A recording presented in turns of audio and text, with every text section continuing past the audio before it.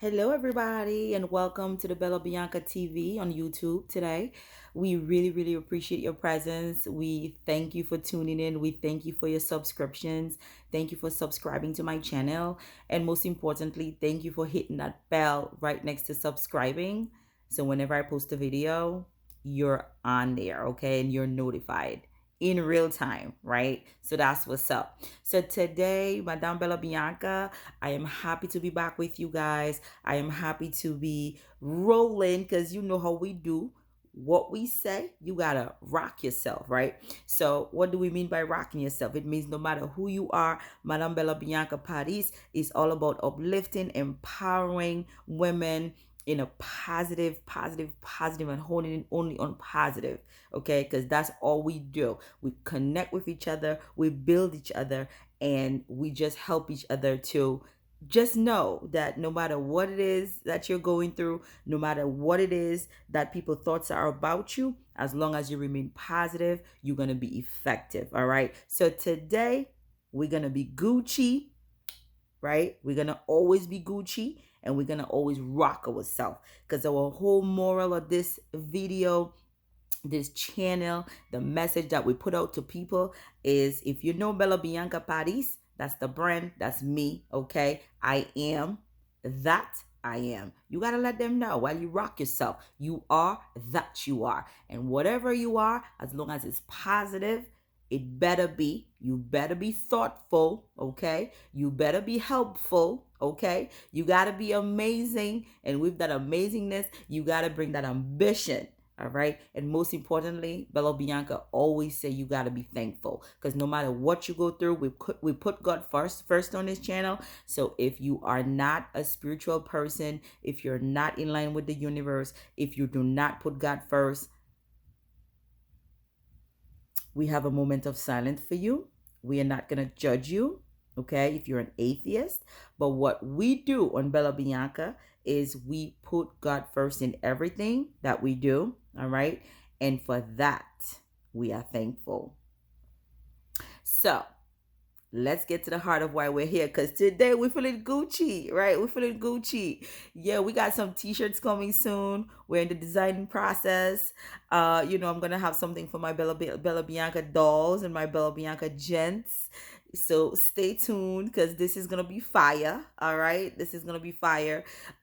This vision is big, it's massive, and God is powerful. All right, so powerful women and powerful men do powerful things. All right, so let's inspire somebody today.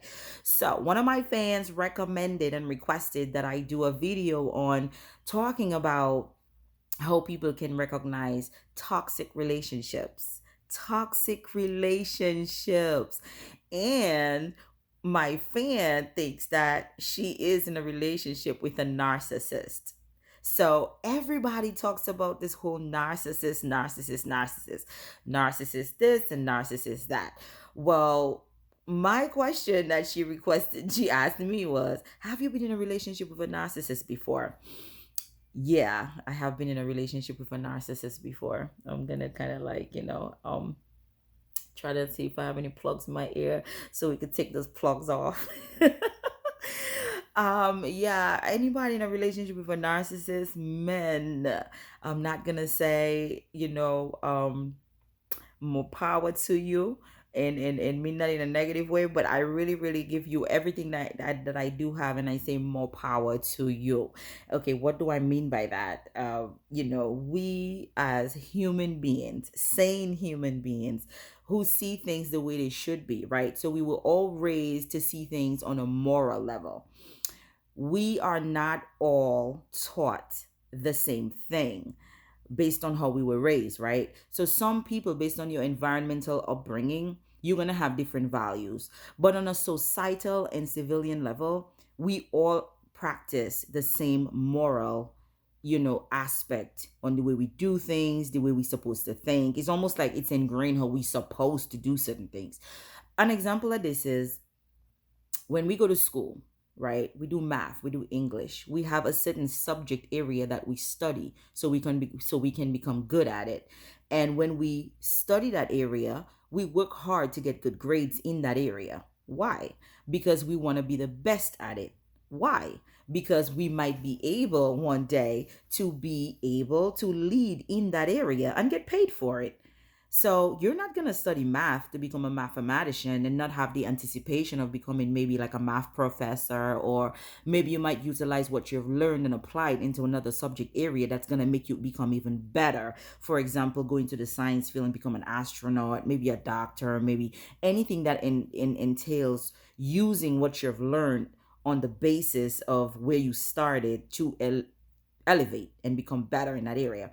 So too in life, with from a moral perspective, we are taught from a young child what the core values of life is, right? So you shall not lie, you shall not steal, you shall not commit, anything that is going to be hurtful to anybody else. You need to love your neighbor as you love yourself. Do not do unto others as you would not like them to do unto you. And the list is long. So my point that I'm making is, we have already learned, okay, the core values that we all need to live by. And I think when we speak from that perspective, we are all on a certain chord in life. And anybody who violates that, there are repercussions. Systematically, there are repercussions. And we all know one of the major repercussions that one may face if they do something heinous that is against a societal core value is they will be judged by a judge, and they will face punitive time in a penitentiary, right? So we have a place to put people who don't follow the law, and that's the penitentiary. They need to serve their time, right? So they need to be corrected by the department that controls that, okay? Thus, when that person gets out of the correction, rehab, they are corrected, and then they can now go back into civilization to function with civilians, hopefully on a civil level. Just praying and hoping that whatever they've learned, they're going to apply it, and now they're going to become a better civilian to walk among us who are practicing the same core value. So on a societal civilian level, this is what we're taught, and that's what we know. In a relationship, however, we are also taught the core values. Thou shalt not commit, infidelity. Yeah, I guess you should wait till you get married to do the business. Sidetracked, just playing. Bella Bianca got a lot of jokes. But anyway, you get what I'm saying. In a relationship, we do have core values. And in those core values, we practice what is the right thing to do. When we have a partner, we know right from wrong. We know what we should be doing, what we should not be doing. We know how we should love our person if we are taught the right way. And we know when it's wrong, how we treat someone if it's wrong, right? So when somebody behaves badly in a relationship, uh, what are some of the things that we need to recognize to know if it's a healthy relationship? And if it's an unhealthy relationship, how do we know when it's time to let go? Right? And in addition to that, if we are dating a narcissist, what are some of the qualities in a narcissist that could blow a top, and how do we manage that? So I have broken that down into so many different aspects. And we definitely gonna do a couple more videos until we finish this.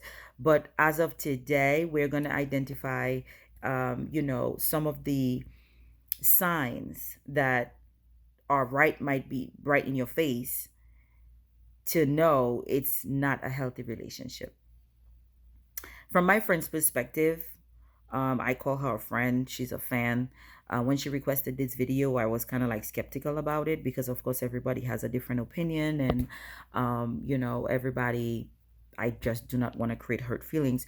But in a lot of cases, when you date a narcissist, the first sign that you definitely want to look for is having a lack of empathy. Okay, so you can test empathy by, asking the narcissist a basic question to test how they feel about something. Because in a lot of cases, a lot of narcissists are not connected with emotions. They are considered to be some of the individuals on earth who have the most fragile egos. Okay, and if you're not careful, you might think that they come off as very egotistical, right? Not knowing that they would do whatever they need to do to protect that little ego that they do have. So in their mind, they are a pit bull, but in reality, they literally are a chihuahua. And when they are in chihuahua mode, not realizing that they are not a pit bull, it frustrates someone who is already on a civil level with a good morale, living by good morale characteristics.